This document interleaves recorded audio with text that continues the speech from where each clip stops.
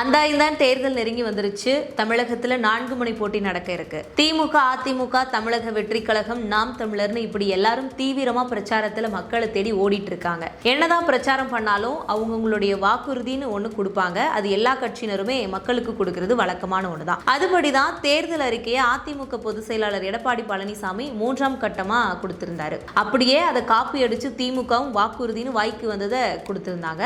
அடுத்து வழக்கம் போல இலவசம்லாம் நான் தரமாட்டேன், வீட்டுக்கு ஒரு அரசு வேலைன்னு சொல்லியிருந்தாரு சீமான் அவர்கள். கடைசியா நானும் வாக்குறுதி தரேன்னு எனத்தையோ சொல்லியிருக்காரு தாவேகா தலைவர் விஜய். ஆனா என்னடா இன்னும் பாஜக எந்த ஒரு வாக்குறுதியுமே கொடுக்காம இருக்கேன்னு பார்க்கும்போதுதான் இந்த வந்துட்டேன்னு சொல்ற டைலாக் மாதிரி ஏப்ரல் 14ஆம் தேதி தமிழக பாஜக சார்பா தமிழிசை சவுந்தரராஜன் தலைமையிலான குழுவினர் இந்த தேர்தல் அறிக்கையை தயார் செய்து வெளியிட்டிருக்காங்க. அவர்கள் கொடுத்த தேர்தல் வாக்குறுதியில என்னெல்லாம் இருக்கு அப்படின்றத பார்க்கலாம். மகளிர்களுக்கு மாதம் 2000 ரூபாய், ஆண்டுக்கு 3 LPG சிலிண்டர், அதாவது பொங்கல், தீபாவளி, தமிழ் புத்தாண்டுன்னு மொத்தம் 3 சிலிண்டர் இலவசமா கொடுக்கப்படும். ஒரு குடும்பத்திற்கு தலா 10,000 ரூபாயும், பெண்கள் இருசக்கர வாகனம் வாங்குவதற்கு 25,000 ரூபாய் மானியம் தரப்படும்.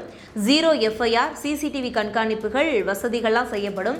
விரைவு நீதிமன்றங்கள் உருவாக்கப்படும். தைப்பூசத்தை மாநில விழாவா அறிவிக்கப்படும். போதைப்பொருள் ஒழிப்பு நடக்கும். தமிழ்நாட்டில் 10 நகரங்கள் டாப் 100 குப்பையிலா நகரமா பட்டியலில் இடம்பெறும்.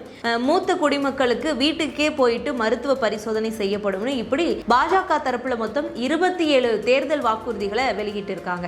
மக்களை இன்னும் தேர்தலுக்கு 7 நாள் தான் இருக்கு. போட்டி போடக்கூடிய கூட்டணி கட்சிகள் அவங்களுடைய வாக்குறுதிகளை கொடுத்துட்டாங்க. இனி வெற்றி யாருன்றது அடுத்த 5 வருஷம் ஆட்சி யாருக்கு அப்படிங்கிற முடிவு பண்ண போறது மக்களாகிய நம்ம தான். ஸோ மறக்காம ஏப்ரல் 23ஆம் தேதி அவங்களுடைய ஜனநாயக கடமையை தவற விடாம ஓட்டு போடுங்கன்னு பிரச்சாரம் செய்யக்கூடிய தலைவர்கள் சொல்லிக்கிட்டே இருக்காங்க. ஸோ மக்களே மறந்துடாதீங்க, உங்கள் வாக்கு உங்கள் உரிமை.